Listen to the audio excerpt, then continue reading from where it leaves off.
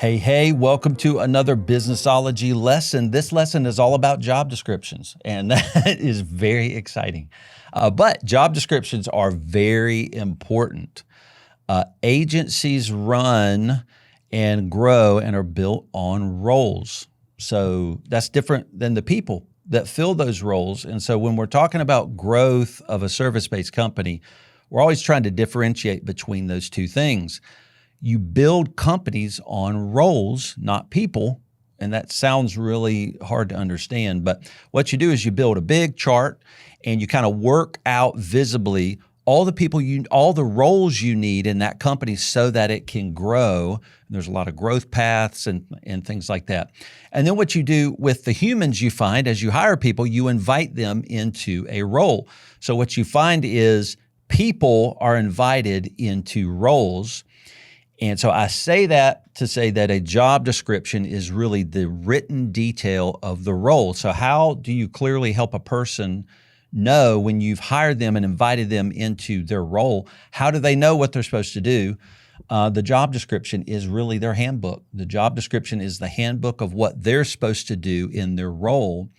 And so really at the outset of a new person coming into your company, it's really the agreement that the company is making with that team member to invite them into the role. It's saying, if you fulfill this job description, basically we know that the role is getting done. And when the role is getting done, we know that's good for the company because we've already built this visible company on a chart, is what we suggest, with a bunch of roles. And so if all the roles are working together and each individual contributor is fulfilling their job description, the company moves forward. So what is culture and how does culture fit into job descriptions? Well, not only does one person do their job description, but everybody does it together in collaboration. And so what that means is basically each human that's been invited into a role, which is detailed by their job description, it's saying, you're going to be doing your job, and if you do your job, everybody else's job is going to be easier. It's going to be better, and then the company's going to move forward if we're all together embracing our particular roles, which is detailed in the job description. Now, if a team member is struggling, what's the first thing you go to? Well, you, as an owner, a great leader, goes, well, maybe I was not clear. Maybe that team member is struggling because I wasn't clear enough with what I was wanting them to do, because team members can't grow and can't embrace their role and help the company move forward if they're trying to figure out, what does that leader or owner want me to do? You know, that means you can't lead with things in your head. So you have to give the clarity of a role to a human, and you do that with a job description. And so when a team member struggles, one of the first things we do after clarifying what were we not clear about is we go to the job description and we go, let's just see where you're struggling. What part of this job description did you misunderstand?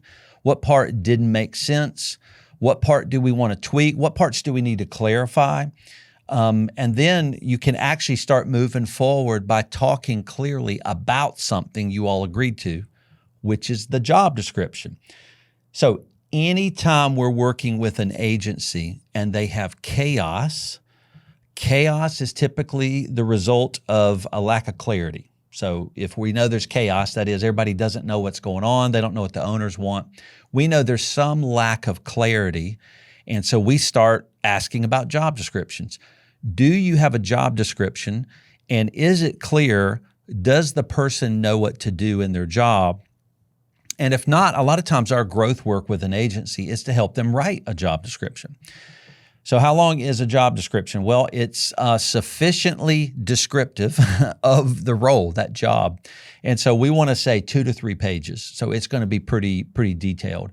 We want it to really offer as much clarity as it possibly can.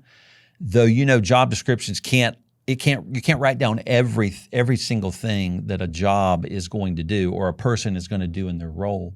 So you're just trying to pick the balance of when is too much detail and when is not enough. So we like to say the number of pages, 2 or 3 pages, written out, 12-point font.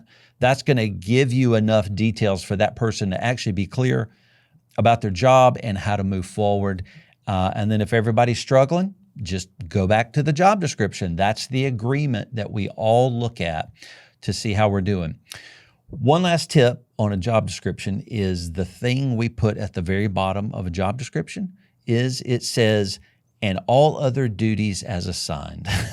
So there's your catch-all for the owner. Really, the job description is a gift from the owner to the team member to say, I want you to be clear and I want you to be successful.